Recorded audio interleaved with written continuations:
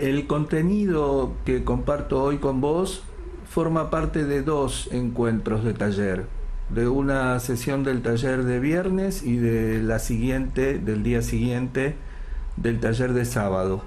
Y le agradezco mucho a Dana Botti, que generalmente me sugiere cuando en el medio de un encuentro le parece que hay algún material que podría ser adecuado para este podcast. Muchas gracias, Dana. Dramaturgia activa, procesos de escritura en los talleres. Esta es una relación muy técnica, también. Yo a veces temo polarizarme un poco demasiado en esta cosa tan operativa, pero cuando este lema que nosotros recobramos todo el tiempo, que es si hay sistema, hay sentido, ¿no? Nosotros tenemos que poder determinar los sistemas que existen en nuestro material. Y sabemos que sistema es un conjunto, por lo menos de dos signos, como mínimo, que son interdependientes y que se dan sentido uno al otro.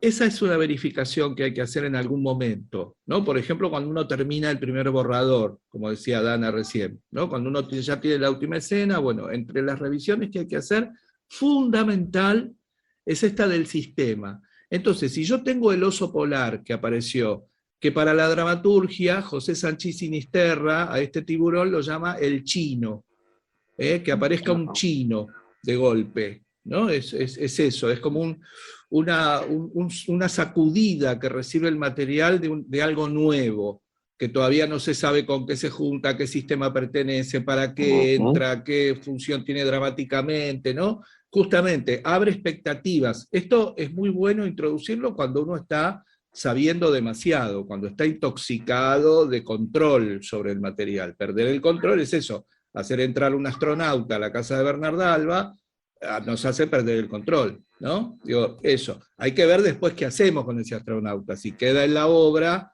o nos sirvió solamente para despejarnos un poco y seguir, ¿no? Y en realidad no era un astronauta, era un vendedor de huevos. Eso, ¿no? Tenemos que ir viéndolo. Ahora, ese oso polar o ese astronauta necesita de por lo menos un compañero de sistema. Cuando nosotros le encontramos el compañero de sistema, hay sentido. No sabemos a lo mejor cuál es, o sabemos cuál es el que es para nosotros, porque por eso hay que ser muy cuidadosos. Nosotros le damos un sentido a los sistemas de nuestras obras, pero el problema es que a veces creemos que esos sentidos son el sentido universal de la obra, el que le damos nosotros, y en realidad es nada más que uno de los sentidos posibles, que es el que le damos nosotros. Nosotros como autores no conocemos todos los sentidos de la obra tampoco, solamente le podemos dar el nuestro. Entonces también debemos entender con humildad que hay un montón de otros sentidos que se van a abrir cuando otras personas tomen contacto con el material. Por eso es que no nos preocupa buscar el sentido de la obra, porque cuando buscamos el sentido de la obra nos encontramos con el sentido que para nosotros tiene la obra, no con el sentido de la obra. Es falso, por eso no funciona. El sentido de la obra es el que existe, el que se genera con cada contacto.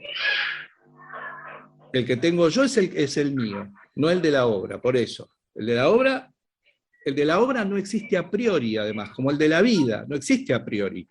Se lo da cada uno cuando toma contacto con ella. Entonces, para que eso suceda, lo que tiene que haber son sistemas. No puede haber signos fuera del sistema, salvo que el sistema sea como el del surrealismo, el del dadaísmo, la patafísica de Alfred Jarry, todo eso, la ausencia de sistema. Entonces ya está, ya sabemos que aparece un oso polar y también aparece un astronauta y también aparece Hamlet y aparece Doña Rosita la Soltera y aparece Calculín, ¿no? Ya está, ya sabemos, ¿no? En el absurdo es impresionante la fortaleza que tienen los sistemas, porque justamente como las situaciones son aparentemente sin sentido, eso tiene que estar resguardado por un sistema muy firme, ¿no? El asunto es lo que pasa en la situación, qué sucede dentro de ese sistema. Bueno, eso. Entonces es muy importante tener en cuenta esto del sistema, porque además el sistema nos otorga el beneficio, que a mí me parece mágico, pero es científico, de que cuando se altera un elemento de ese sistema, todo el sistema sufre una transformación. Eso es fabuloso. Eso, entonces a mí me gustaría que hoy fuera otra vez un acto recordatorio de este asunto del sistema, que no es una impresión que uno tiene, si la obra que uno escribió tiene sentido o no tiene sentido. Eso admite una comprobación pragmática, empírica. No es según a quién le parece o según el estado de ánimo. ¿Hay sistema? Sí, hay sentido, aunque yo hoy no se lo encuentre, porque para mí hoy nada tiene sentido. Bueno, para mí hoy no tiene sentido el sistema del universo, bueno, menos va a tener el sistema de una obrita. No es un problema de la obra. Por eso, digamos, tenemos que tratar de evitar esta identificación emocional con la obra también, para poder verla. Y entender que, como decía antes yo de la acción, que la acción también es de comprobación empírica. No es subjetivo si en una situación o en una obra hay o no hay acción dramática. ¿Hay o no hay? Tener en cuenta esto. Desrelativizar algunos conceptos, ¿no? Medio romantizados en la subjetividad de la percepción.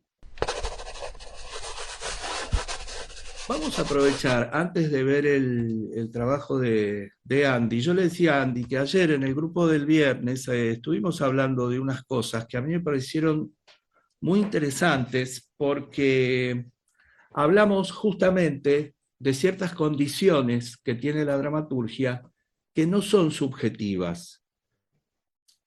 Yo creo que al arte durante mucho tiempo le hizo mucho daño la pretendida objetividad, ¿no? El pretendido saber de cómo se escribe una obra de teatro, de cómo se hace una puesta en escena, ¿no? Digamos, esos conceptos rígidos, esos dogmas, le hizo muy mal. Necesariamente, en este estado evolutivo primario en el que estamos, la saturación de algo genera la saturación de lo opuesto, ¿no? No hay proceso, ¿vieron? Hay un salto. Entonces, el salto es hacia la subjetividad absoluta, ¿no? Y eso termina también haciéndole mucho mal al arte, porque entonces eso quiere decir que todo es relativo, que no hay ninguna norma, que no hay ningún continente, ninguna premisa, y que cada uno hace lo que le da la gana, y solamente con percibirse artista lo es. Entonces yo lo que invité a pensar ¿es una sensación si pasa o no pasa? ¿O es un hecho empírico, evidenciable, comprobable, técnico y muy objetivo, que no responde a una percepción, sino a un hecho concreto? Si nosotros, hay muchos elementos en un texto dramático que nosotros podemos descubrir a través de prácticamente fórmulas. Quiero decir, si la situación cambia, pasa algo, hay acción. Porque esto me llamó la atención, porque ese material acerca del cual la autora decía, tengo la sensación de que no pasa nada, es un material donde pasa de todo. Y en esa misma entrega, en las 4 o 5 páginas de la entrega de ayer, seguían pasando cosas. Wow. Entonces, ¿cómo vincular la sensación de que no pasa nada con que está pasando de todo? ¿Cómo se hace para salir de ese problema? Bueno, tratando de ver lo que hay. Entonces, bueno, eso, ¿no? Eso es una gloria poder hacerlo, digo, justamente, poder separar como la clara del huevo. Decir, bueno, esto es lo que es y esto es lo que es para mí, pero lo que es para mí no invalida mi posibilidad de percepción de lo que es. Yo siento que por más que pase y pase y pase mi material está estancado, porque yo me siento en un estado de estancamiento. Pero eso, que yo me sienta estancado, no quiere decir que en el material no haya acción. Acción hay. El problema es otro. Eso tal cual, Gaby, porque fíjense que eso también lo hacemos en la vida. Cuando a veces no está pasando lo que uno quiere que pase y no puede ver lo que sí está pasando. Claro, claro. Porque Sí, no sí. está pasando eso que uno espera que pase, mientras pasan otras cosas y uno no las ve. Ujú. Y en la propia vida uno puede decir, che, en mi vida no pasa nada. Y el otro que te ve te dice, pero sí pasa de todo. Te mudaste, te casaste, te fuiste de vacaciones, cambiaste de trabajo. Y no, pero ella no me llamó. Esto. Sí. Entonces, la acción es identificable fenomenológicamente en un texto. No es una impresión subjetiva. Después viene la parte en que uno decide qué hace con eso que descubre, pero estamos en la parte de el descubrimiento, ¿no? De cuestiones muy concretas. Otra tiene que ver con el conflicto como motor de esa acción, ¿no? Digamos, hablamos de la acción visible, esto es, una situación cambia. Un statu quo se convierte en otro statu quo, ¿no? Eso es acción, eso es que pasan cosas. El conflicto se supone que es el que promueve estos cambios y también es detectable fenomenológicamente. Si nosotros vemos cómo está expresado el deseo de cada uno de los personajes y ese deseo, esos dos deseos están encontrados, bueno, hay conflicto. El conflicto puede ser más visible, menos visible, pero tenemos que poder descubrirlo si está. Si no lo podemos descubrir, no está. No podemos conformarnos con estas conclusiones muy raras como, bueno, yo sé que está, pero no sé dónde. No, no existe eso. ¿Cómo voy a saber que esta es una cuestión de fe, entonces, que en la obra haya conflicto? No, está, si está, lo puedo describir, ¿no? Como también nos pasaba con respecto a la imagen ayer. Estuvimos muy activos ayer. Y entonces decía, yo tengo la imagen. Bueno, ¿cuál es? No sé cómo describirla. Bueno, eso quiere decir no tengo la imagen. Claro. Porque si existe una imagen, la tengo que poder describir. Si no la puedo describir, no es Una una imagen, idea. es una idea. Una imagen es materia imaginada, no pensamientos. ¿No? Esto también es muy concreto.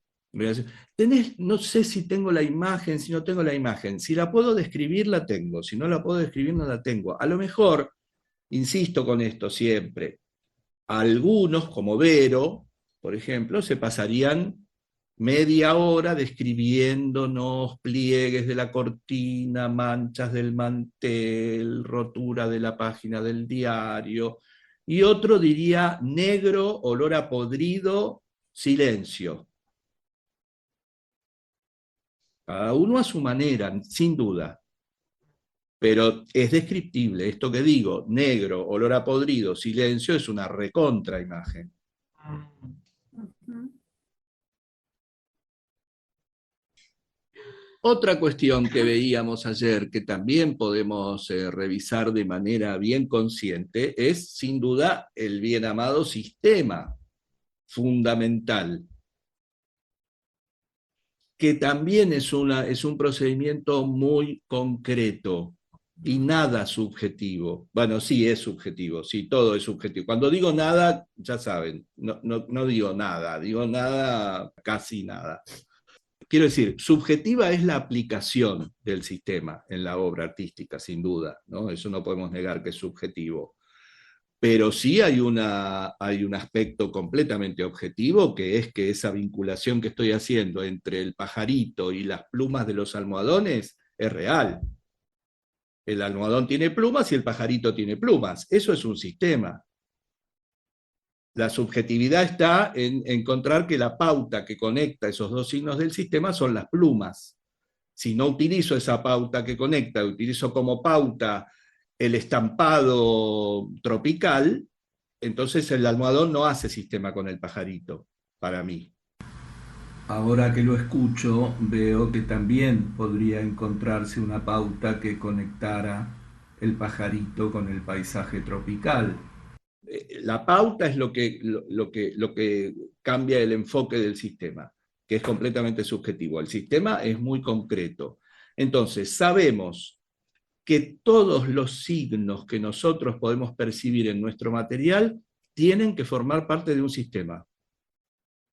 Y sabemos que un sistema tiene como mínimo dos componentes, como mínimo. El sistema de un componente no existe.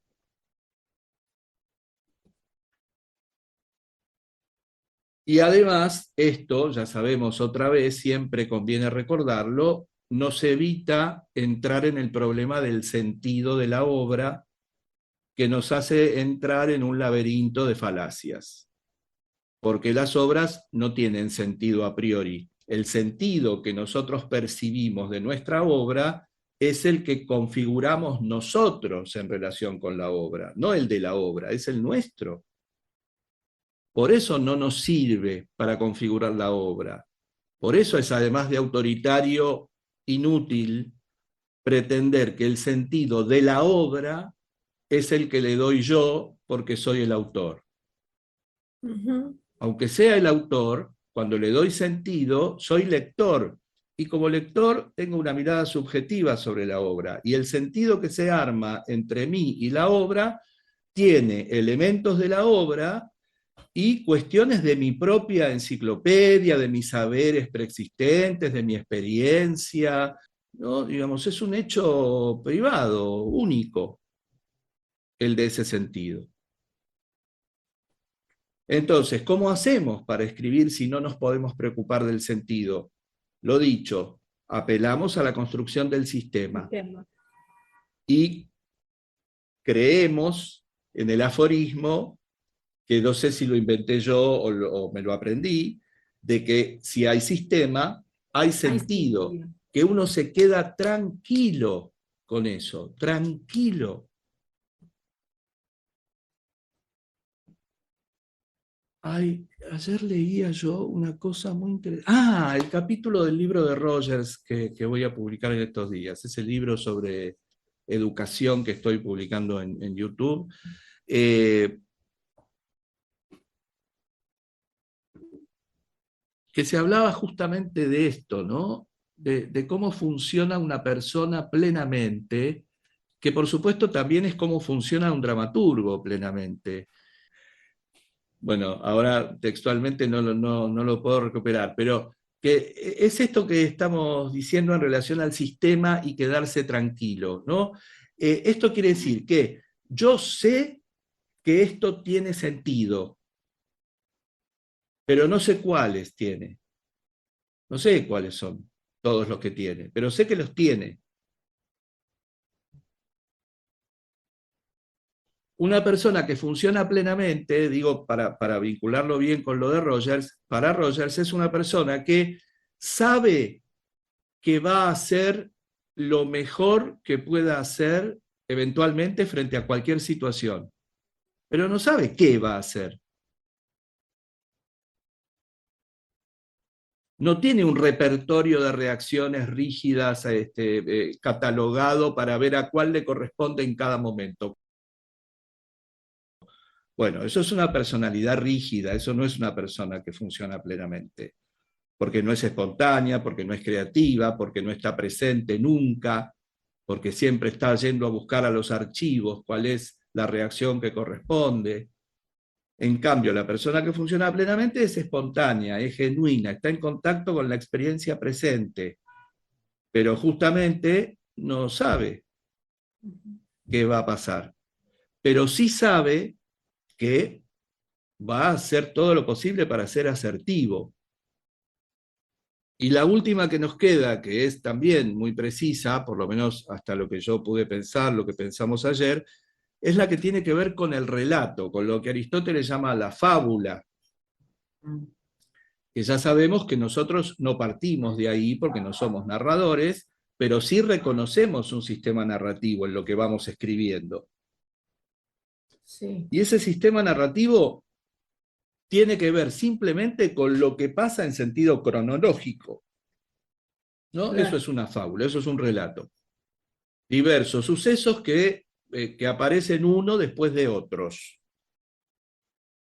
Eso es el sistema narrativo. Y ahí viene la cuestión del Ryohakyu, que nosotros alguna vez lo mencionamos, que mira, es una idea japonesa, ¿no? De esta especie de respiración universal que descubren los actores del teatro no, que es esto de el impulso del movimiento, la resistencia a ese impulso y la consecuencia de la trascendencia de ese conflicto. El yo, el ha y el kyu. El kyu es lo inasible, lo impredecible. El espacio de observación del ser humano está en el ho y el ha, en el yo y el ha, ¿no? En este enfrentamiento. Esto es lo que da origen a la idea del planteo, el nudo y el desenlace en términos narrativos, ¿no? El planteo, el nudo, que es el conflicto, la resistencia a ese planteo, y lo que resulta de eso.